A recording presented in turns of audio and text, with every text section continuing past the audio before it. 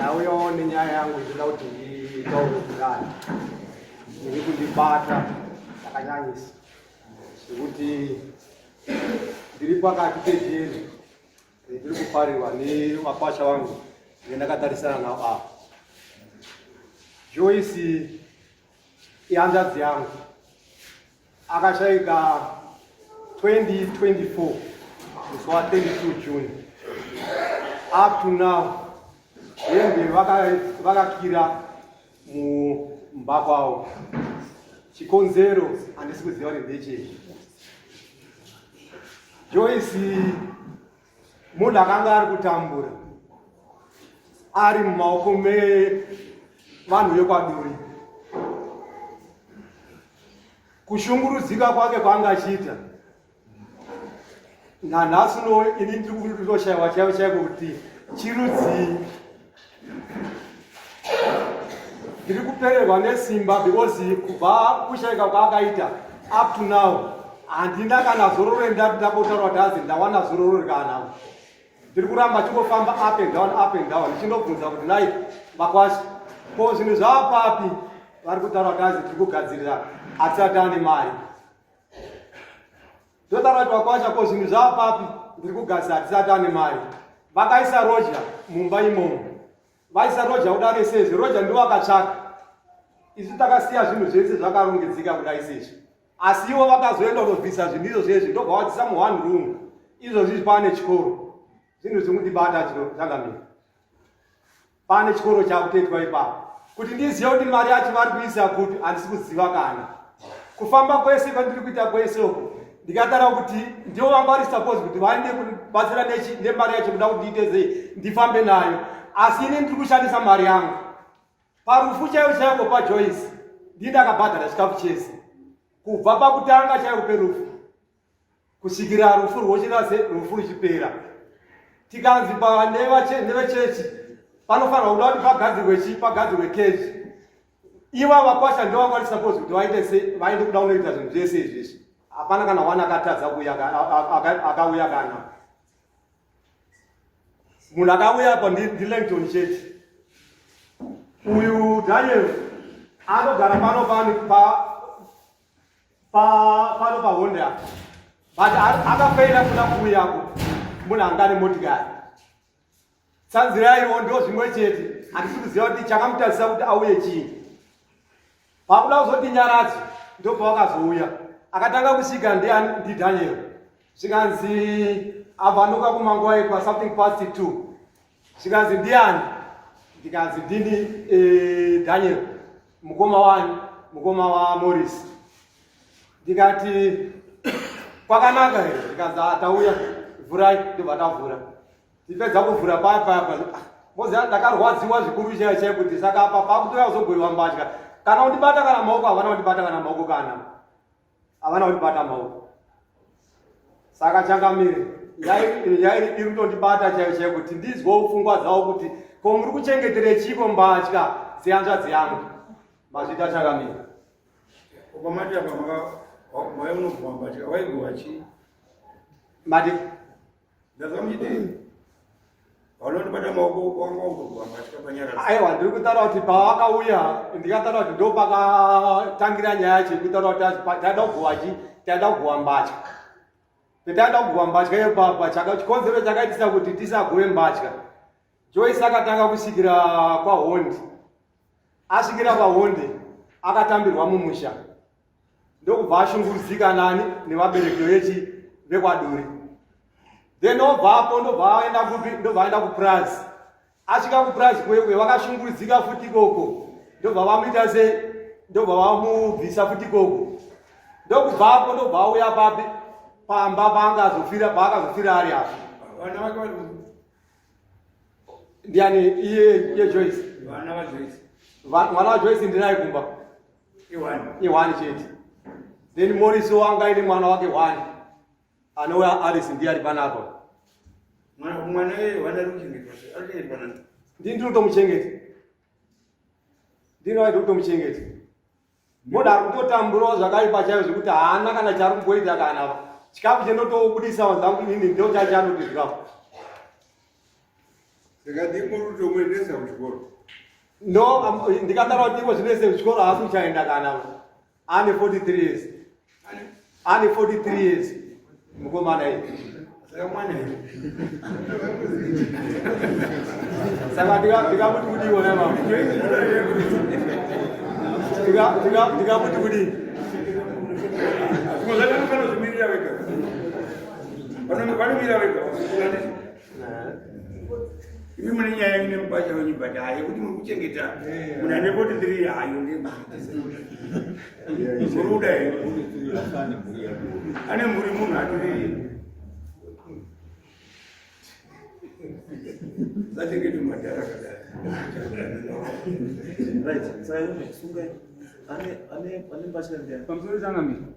mira ubvunza zapatakenda kumhanya kutaura kuizwa seguro isizo zita ndinenge isisati kuembedza dzanze dzavo iyo ndovanota embedza zanze dzaoguwa isatina chandudo unotaura mudarereka kuti pese panofa mukadzi anditika isisu hati iembedza zanze dzavo anditika tinoguwa chii iwe umarawe nemuchawa nyaya iripo ndeyekuti panofa munhu pese kana ari mukadzi akarohwa mbatya dzake dzinogwirwa pamba pake paakarohera hadzitakurina natezvara vatezvara kuitizvaratezvara chavanoita chete vanoita mawitness chete ekuti mbatya dzakugwira asi munosumwa wana sekuru yona sekuru taakukumbira kuti sei kuva mbatya because mbatya idzodzo iwe kwangu unenge wakatongotarisa zvichita sei kana ine chipande mupedzi zvinhu zvezviita wanenge uri incharge wozwa vanhu vanobenefita pazvinhu izvo zvowakawanda ihama dzake not iwe but iwewo manje ukagara manje inoita bhedhe wozi ukanyipira ungwara usina kungwara it becomes a bhedhe kwauri because anenge akachengeta immediate ndiwe ende chikada kuita unga inoti anoa chikada kuita chinhu chinonetsa handiti chinonetsa honzwa inouya kupi kwauri nechi nevanaumojoizire mona zvese saka ndida kuti ngosana uri pamunini ndiri baba mudiki zvirunzi mwana wauyu mwana wakamubva ndiri kwandiri haasi mwana ekwaduri wari kuti wacho ndiri kuchengeta wanaduri bvisai zvinhu mumusha zvinhu zvekwani zvinhu zvekwamushonga ngazvibve mushamani nenyu zvinokupai chii because right now ndiko chiri kweiwo chiruziva ukazvisiya zvimwewo ukafa iwo zvingorimo saka kufunga kwako vachazozvitakura chinazwa mushonga ndiani zviri kutinesa ndezvekuti hembe dzavo pakashama vakatoshechi vakatoi hembe dzikatokumwaiwa mvura kuti vachigowe hembe hatirikuona saka pakazonesa ndire kuti sanongura mwana ungezvitadza kukanganura mwana ari unosanangura sei makadhara isanangura inonzi Alice Duri ndini mwana wa Alice Duri ndini mwana wa Morris Duri anova yanga karoora Joyce Duri but andaziva kunge ndisitmother yangu inini ndini zvipamba pane zvinhu zvakaitika ndezvekudai so pakaitwa nyaradzi mwana wajoizire chaiwe nakuya inini ndini mwana ane vanasa ane wana kwaduri iye anogara nasekura asi kwaduri kwaduri ana mwana kwaduri ese uyo muri akaita mwana wakafa saka zvakaitika ndezvekuda ini ndakazoyanga panyaradzi bva manyaradzi yapera chechi yavo inoti makuseni vanobva kuva hembe vadzamwa yavo mvura vakatosumwa na baba vangu vatopinda mumba vakasuma tukura kuva hembe ndobvadza vatambira mari zvamwaiwa mvura zvakuda unogoyo paitiwo argument nemagariro atatichiita pamba ameno nyaya dzakangobudawo dzekumashure then bvavamboona varamuna kuti sei kugova hembe asi but mashoko akataura sekuru vachitaura kuti Joyce akasiya gova zvinhu zvake zvese like property hembe vakabva vagova mangwana acho makatoshiyana shana pasina hembe property iri kumba yasara iri mumba inononzi yakatogovewa makatosiya ichi ndechaneichi ndechaneichi tachandii saka zvakazoitika vakazotishedza ini ndina ndiripo pamba ndina vana sekuru nana mama vari apa vakabva vati andishedza vana baba wako vandashedza baba vangu vanogara kumasase ndiri kulendi vandashedza baba vangu natete vachibva vauya zvikanzi tiri kuda chi tiri kudawo mari yetransport yekuti titakure chi zvinhu zviende kupi kumusha ndobva saka inini zvandanga ndichiziva ndichibva kuSouth Africa nandichiziva kuti baba vangu vanga vakatijoinera DAFS inge chitibhadhara papa ine $200 isina kwanisa kupiwa bamini wangu apozi ndo vakafambira mapepa yainzi ndinofanira kuya chichitora vanati no since mati muda mari yetransport taizowedzera yekudhafs 200 dziriko kuti mwane hwayachi motikari nekuti itakure zvamumazviri kuvaridzi vazvo then vanaenda kudhafs kuyakuya I do know kuti sekuru vangu vakatofambira mari behind my back vakatora 200 yevanga vainayo of which is fine yanga iri mari yangachifanira kubenefita pati vana muyanzvadzi yavo zvasina kuipa then bamini vangu vasina kuzokwanisa kuvatenda nenyaya yebasa anonzi Dani Modwe vovo vanga vachitsanzira iduri panevo vataurisadzira iduri haana kuuya vanga vari kuSouth Africa vari vatorisa Kristu vachirwara ndiye munhu aitichengeta namama pamba then bani Dani Modwe vati no titsvagai motikari tikaenda nabamini vangu vakumbari inotsvaga motikari tikatichaja 400 tikatitaudza sekuru motikari taunenge kushaja 400 ivo vakati vane motikari yavanoziva yemunhu wavanoziva vakatipa nhamba dzemunhu wachona ndikamufonera vakapakuzofinalize neprice atina kuzofinalize vatarara mangwana achona hatina kuona takazoti manheru zvikanzi Alice fonera baba vako vandafonera bani Dani since vamwe vachona vanenge vari kumusha vamwe vachona ngo vasikuzwa sina bani Dani vasina kukwanisa kuya nhasi ndobva ndavafonera mubva vatanga kutaura navo zvikanzi inini ndazofunga kuti zvinhu handichatakurira because tatanga takamirira chi makoti ndizoyachita se takumirira nemutemo vanini vangu vakabvunza ifoni yanga palaudi ndandakaisa palaudi vanhu vakabvunza mutemo wei watinomirira kuti mugove zvinhu zvenyu mutakure zvinhu zvenyu mutemo wei watinenge takamirira sekuru zvikanzi aya pane vana 2 pakasiwa vanhu saka tifanira kuti chi vana vabenefit zvikanzi vana 2 vapi sekuru vakapindura Jose naAlice zvikanzi vanhu vabva kubvunza kuti Jose mwana wakaduri here anda kubenefita chinhu chekwaduri zvikanzi nasekuru aiwa asi mwana kwaduri zvikanzi saka anopinda papa zvinhu zvekwaduri sekuru vakabva vatsamuka ina ndichatakurira kana chinhu ndakutobuda ndakuita sei ndakwenda vakamuka makusenzvisho vakarongedza ndinakasara ndiri pamba ipapo ndiri 1 inofishi nini ndanga ndichigara kuSouth zvinhu zvangu zvese zvava zvekumasasa kwakunuya kuzoita program toite se toona zvinhu zvekuita next step nefamily yangu then vabva vati since vasiya zvinhu zvakadaro ina handichikwanisa kugara pamba pachona ndobva ndatora zvinhu like ndakatichedza macousins angu vatatakura zvinhu vatazvisa kuti zvisasara zvakati mwaro zvikatisa chikati uko nekwawo zvese tichabva tiri chipi chasara ndechipi ndakatora zvinhu vandazvisa mu1 vanhu vandaloka do kuti zvigare zviri chi zviri safe vatagara ndikatombofuna pakasiwa hudzi mutauni marari pakasiwa huku dzanga dziripo papa ndakambosendera sekuru message kasekuru huku dziri kupera kufa ina handisi kugara pamba ndakasiya munhu ari kuchengetawo chi pamba huku dziri kupera kufa ndisiya dzakaita se dzakadaro kandi hamusinei makukanganisirawo here munhu akatengawo chinhu chake nechido chake dai mangoitawo zvokuti arichi nehuku dziri kupera dzise kuita sei kufa katisiya dzakaita sei dzakadaro tagara ndakatumirwa message kukoti akauya akataura kuti sekuru vaexecuta pachi pamba yababa vangu ndivo vaexecuta pamba pamorisdure then ina kwamutari ndikauya ndikaita se ndikakanzela chi ndikati nini pakati pakoti Joyce anga chinhu zvesudura tanga tisipo tese vakaita kuti and official vane right kuti aposi ihama yavo zvinenge zvisingarambiwi but ndakabva ndanoita se vana vanhane kazi lamba tati izvi zvandibvumira nechi handibvumani nazvo zvatagara then inanda register estate vanoti ati ndiregister estate yamama saka ndandazonoudzwa kwamaster of faculty handikwanisi kuregister estate yaJoyce Duli since ndisiri biological daughter. Then I have to cancel the father. Vasekuru kubva vanditi uri kudwani ndakamboshatirwa vanhu mameseji urikuda court chii and I have to ignore because ndanga ndakanzi nevanhu because imba iri under cooperative zvandikopa imba yedu haina kwainoenda kucourt haina kwainoendesa because imba iri iri under cooperative hamuna chamunoita because tinoshanda nechi neconstitution.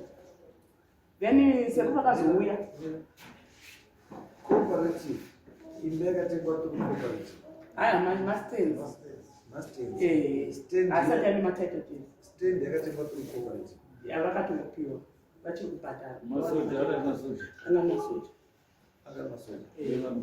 akatanga kushanda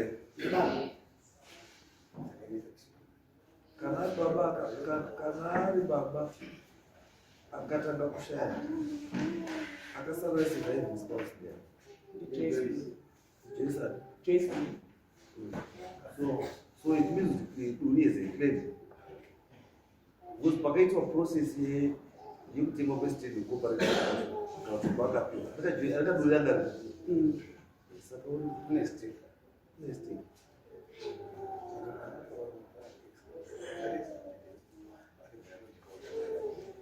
because chiripo ndechekuti kana law is very tricky. Some of these munofanira kuchita sei muchizviona kuti zvakamira sei because kana mai ari anga ari part of this whole thing it means kana anga ine stake someone has to be responsible for that stake Ndo zvatakanodzwa kukota. and saka kana someone are responsible for that stake who is it and pakadai since mai vanga ine chii mwana wake and it means mwana wake then comes in as the beneficiary wasted here yamai wake with 100%. not 100%, but comes in as a beneficiary. And do not know. Apa sekuru ani? Because pani ma beneficiary. Okay, chibvunza. Uri mwana wa baba. Ndi mwana wa baba. And nini ndini ndaka like constitution cooperative imba wakati isusu imba ndi under cooperative ni constitution atinoshandisa. Ino nchete ngoti andina kufamba na. No, I was didn't have. Apa ndiro kubatsira che because I'm not part of that. Because that is more legal. Za court. Saka vati ivo vanoshanda neconstitution. Ini baba vangu vachitenga vachisustain. Vakanyoresa ini zvechiro kana papers aripo. Vakanyoresa ivo baba vangu mukadzi wavo name as a beneficiary. Zvoti mapepa anotori koko cooperative. Hapana chisi. Mukadzi wavo uti.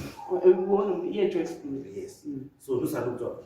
But it means that according to the papers, my beneficiaries are right now to that. Ndiwe nani? Ne yako brother yako on the mother's side. Although there is true one.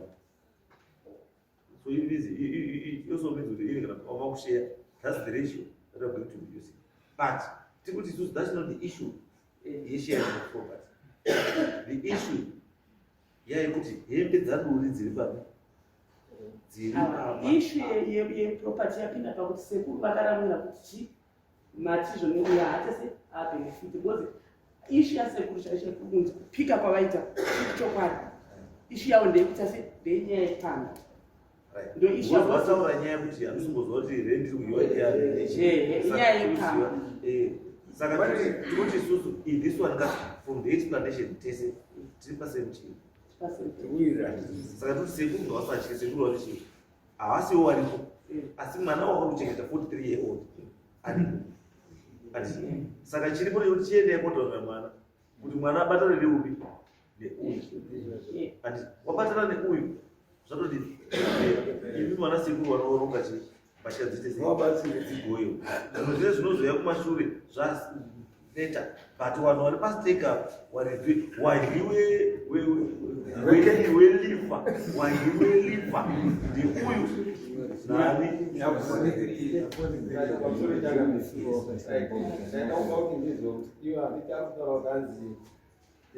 yakadiri mazita mechi nekomaamwe karibvunzirwa kwaari kuti zita rekubuda izvi pamagetsi apari kuda zita rani magetsi anorejista as an individual unorejista nezita rako abati rekuti morisduri ndona unotonozviitira wega magetsi unozviitira wega then iri imba inoshedza zita netitle deed zvakafanana neaya baba ukadotobvisa ndokuisa James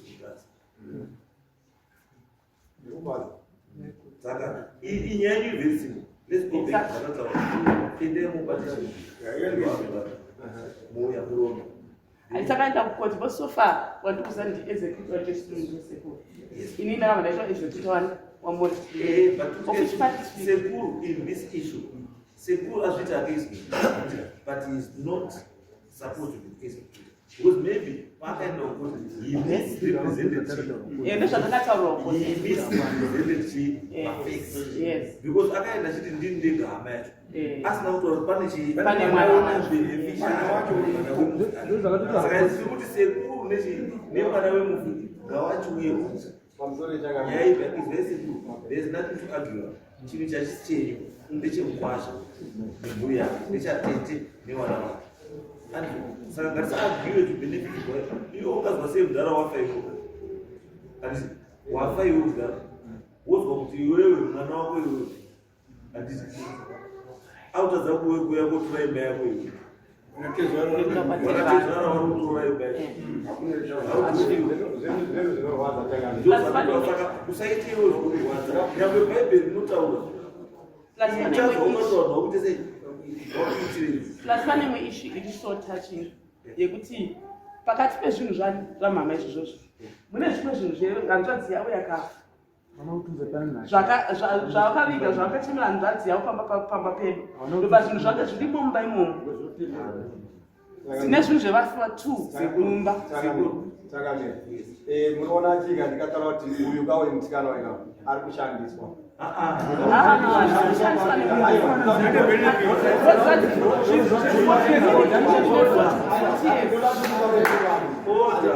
handina zvinhu zvemwe munhu ini michienda isekuru motore zvinhu zviri mumba izvozvo whether there's 1 or 2 kana there's 1 or 3 endai motore zvinhu zvenyu moite sei eyai zvinhu izvosunungurai chii sunungurai imba whether ihasa dzenyu 5 ngedzenyu ngezvenyu torai zvinhu zvani zvenyu isu dzakuti chii chatakuda kutozwa isusu tipezwa muri kusheya nezvi muri kuenda kutora negoyero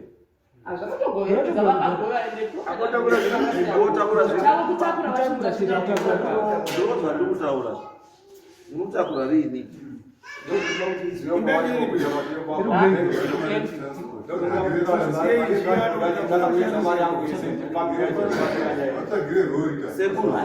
sekuru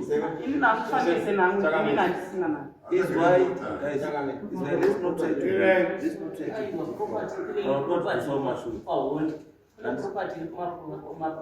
saka sekuru vakati ngazvitakurwe zvese zvatokwarari zvese zvatokwarari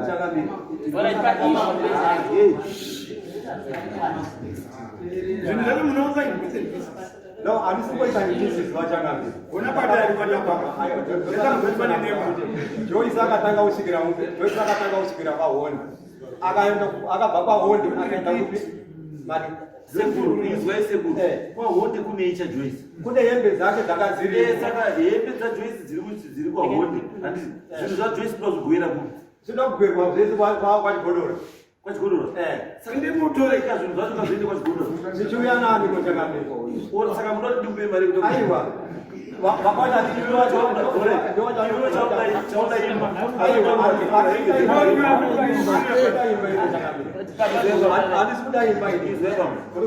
kana matozoita executor ka weimba iyo ndio iti ndobasa rako kana matozoita executor paimba zvizuri une chekuita neimba saka mungadi imba yemunhu vakuti executor imba yemunhu handisafutadza kumutambura hembe handina chinhu chendiri kuda kwaari inenge changamira ndikuda kuda kuti zvinhu zviite sei zviende nezira kwazvo chaizvo $200 epadraft iri Bali. 200 Iya TGS ya kwa yapo. Ora kupachikapo yanyo nani? And I see $200 chase. Aiwa. Like baba wangu waipa pension 255. Baba wangu wachiwana every month and then anomunozati mwezi unofa munhu like July. Vakaibunga July vakafa baba, vakafa mama. Mari iyo vaifana kuiwana. Sekuru vakatora mari ya August vasina kunovharisa pension ya mama. Mari ya August vakatora mari ya September. I have to go and close that pension. Ndakanoibharisa ini. Vachitora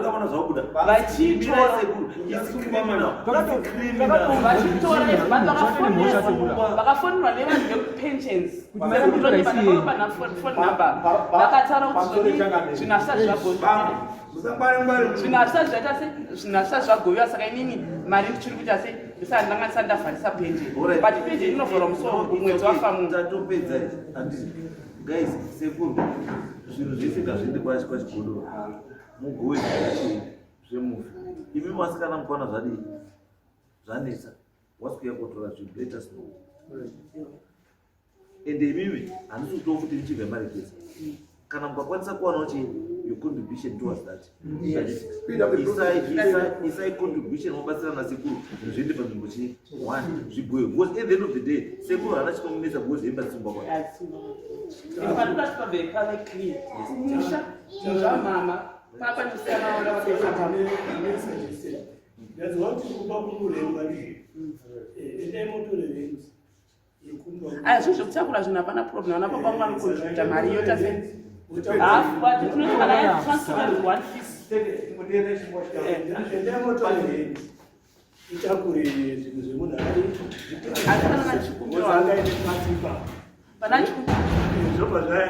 pana chikumbiro kana transport ikanziwa ikanzi 300 inini nichabvisa 150 sekurobviswa chi 150 wotakura zvinhu zvako. Rent ingori mari vari kundipa 160. 160 unongomira chingoita kana zvisakunetsei muri kunetseka nekuda kuya zvinhu zvemunhu wakafa asi hamunoda kuchengeta munhu wacho wakafa. I'm just wondering kuti muchazogadzira Ndombo makagadzira. muchazogadzira and chiitai 2 months, just 2 months. Marindo for 2 months. I just want the transportation echi yezvinhu. Imimi dzenyu musabvisa. Regerai atakureka. Regerai atakure zvinhu zvake. 2 months marindo zvimba yake. Zvinhu zvake zvotakura zvoenda kwani? Kwachikoro. Imimi chenjete zvitakure imi muenda then paishu yekumusha kwahondi zvinhu zvamama zvazviri kumusha zvakabiwa mama vari vapenyu ripoti inotoriko kwaruda vakabiwa zvinhu zvese zvazviri pai zvazviri mumba and ndofati kumusha then kupras mama angu asachaite zvekupras kwakwa kushandiswa nani nabamwe inonge vasaraida kupras nani nabamwe pakuwirirana kwavo inango handise tokawirirana tichi. No, it's okay. This is to Zama is liquid reason that she ended was good as a shame. Is it the same? Rent for 2 months. The transport tabulation, moon was tabulation, Zaki. And I knew which tabulation make up Mushishu. Ramba is sending in my sharing each is finished. And it's even young Indians. And we come along. If he's supposed to get $60 every month. Mupe yo $60 but for now arumbuya izo zvizi for now arumbuya isatenda kuti ndisati pamurumbo twasatenda kuti determination chimbopa ayo ka 50 kake ngati kuchiyana ndakazvitaura pamukati dai kufesana na Jose 32 takatokura tikura kwesina problem ndosaka ndati iwewe na Jose dai pauti dai ngoshare ndosaka ndati iwewe na Jose chiendai mugare pasi murwagana muri 2 motoita zvamudi moita nyadi yapedza naka pfuma yanaka hande